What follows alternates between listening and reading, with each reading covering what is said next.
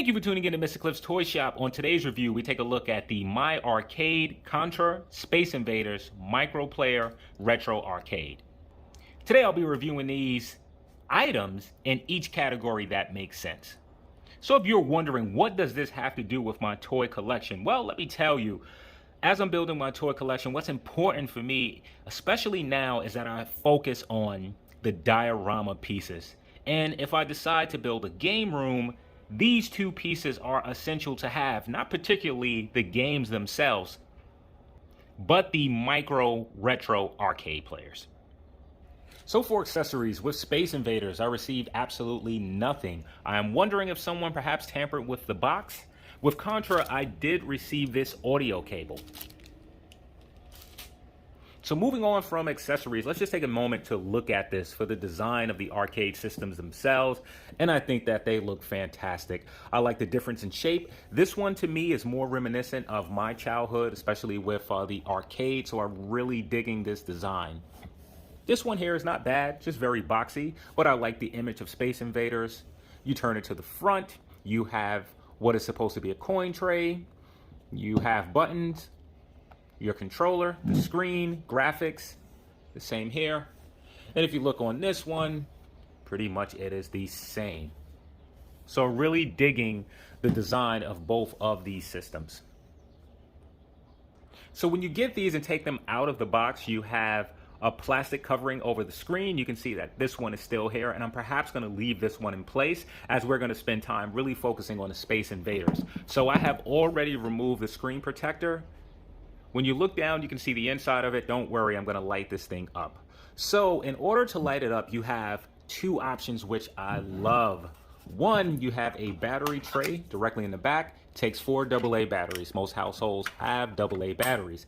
However, if you don't want to continuously change out the batteries, you have a port to where you can plug in, and I am so happy that they gave us this option, as when I plan to display this piece, I want to leave it plugged up and the lights on continuously. So let's get this plugged in.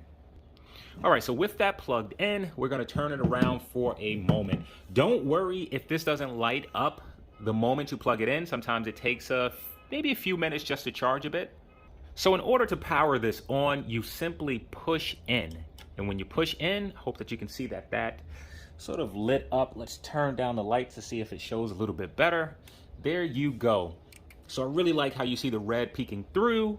And even from here, you can see the inside, right?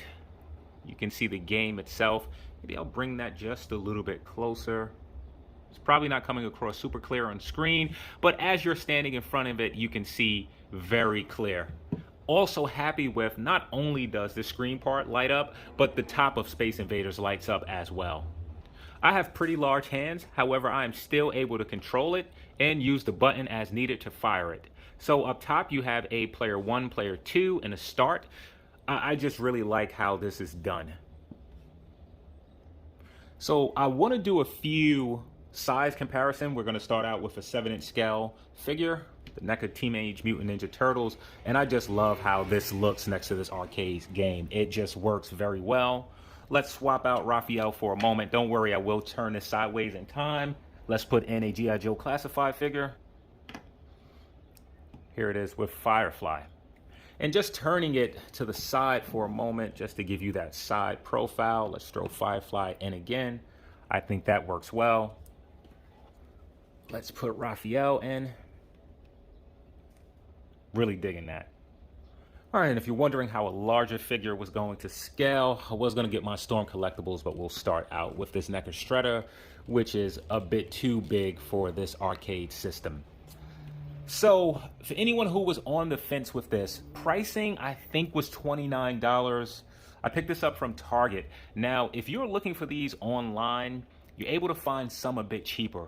I went back trying to find the Street Fighter one. That one must have been out for a while. The price for that is ridiculous, $75. I will not be paying $75 for this.